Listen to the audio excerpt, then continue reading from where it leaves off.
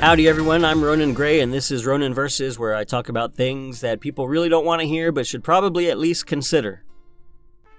I am so tired of children telling the adults what's what. Believe it or not, I study scripture and the world more like Solomon and David than most pastors these days. Yes, in your church. The pastors in your church. They're so busy, they don't have time to investigate truth anymore. They're being fathers, husbands, little league coaches, ministers, doing planning meetings, staff meetings, meetups with other pastors, and when they are in the Word, it's for a sermon on Sunday, often super shallow and forgettable. Plus, if we're blessed, they will spend time in the Word daily for their one-on-one time with God and their own walk. That's wonderful. Those are all good things. But I personally can't just sit back and be satisfied with my church being taught by people who were taught by the propaganda in seminary, spent all of 1 week in their entire life studying certain books in the Bible and never considering them again, unless it's under some kind of pre-approved eschatological boomer lens. You know, I sure do see a lot of quotes from other people up on our church screens. And bad takes when the pastors are left to their own interpretations and application. I see a lot of talk about volunteering from people who cannot let go of the reins, and they have to fully approve of everything to make sure it, fits the plan and goals. I hear a lot of talk about community from guys who can't be bothered to return calls or messages or hangout requests. This talk about community and relationships touches on last week's video. I heard a sermon with a complaint about AI companions being used to solve loneliness. Yeah, because women are awful, and no one helps or says anything to fix it. You have to be understanding here. This is like putting on positive affirmations. That's what it's like for them. It's positive affirmations. You're filling your life with positivity. Yes, they are going to churches. They are going to the Orthodox Church. They're not going to Protestant churches, right? Because they don't want the feminism. And I'm so glad that this next generation is waking up and tossing aside my generation's and Gen X and the boomers' lies and laziness and heresy. And God bless us, and God be praised for answering our prayers from 20 years ago for revival in my youth. 3 full generations of garbage in our pulpits, with a few rare diamonds who actually don't shame the Lord with their teachings or actions. Our pastors are so out of touch. When I was searching for a church a few years ago, I visited one where the pastor said, and I'm quoting directly, "I have nothing in common with non-Christians. I can't relate to them." Lazy. Holy moly.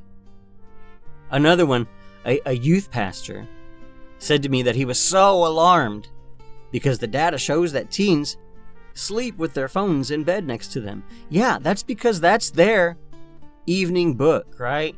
Their version of reading material. That's where they read and connect at night to wind down. It's where they have the equivalent of what used to be good night calls with your friends or your boyfriends and your girlfriends.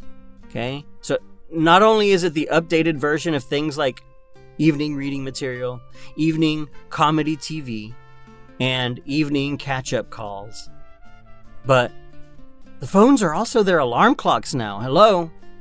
Them sleeping with a phone next to them isn't the symptom that he claimed it is. The problem is the freaking harmful signal coming from the device next to their bodies. The problem is social media itself. The problem is phone addiction.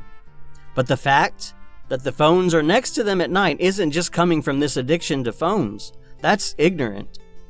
And as you'll hear me say a lot probably, It's lazy. It's poorly thought out. And it's probably just something that somebody else said that you read. I'm tired of just falling in line for the sake of unity and obedience without saying anything. Men should be having these discussions. Men should advocate for and work for change when they see these problems. We should confront our leaders in the church.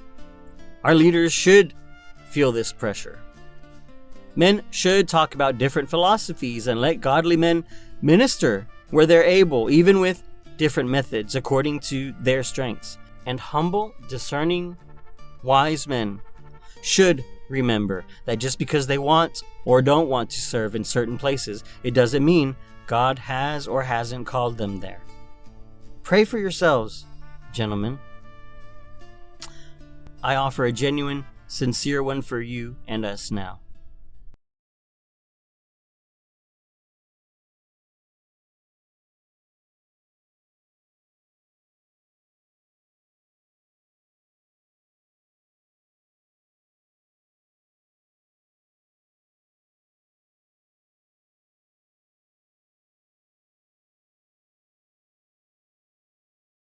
Ronin!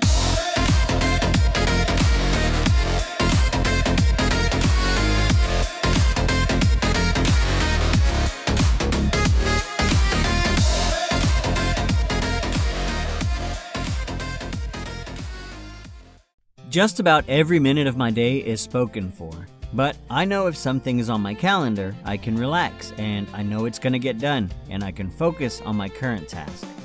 Some of you, I know, just have things keep piling up and it's hard to find a place to start attacking your ideas, goals, responsibilities. I've put together a planner for you, not some copy-pasted 5-minute job, but actually the system that I use, designed from the ground up. And I've combined it with a journal. You'll use this journal to track consistent problems and remember the good things in life whenever things get you down. Basically, to help keep your mind as organized and peaceful as your day. And if this is new to you, I have some prompts to help you get started. This is a plug-and-play outline, just fill in the blanks. Exercise tracker, budgeting tool, planner, journal, from the hands of a professional, because whatever path you choose, I want to help you on your way. On Your Way, the Planner for Success, available now on RoninGray.com.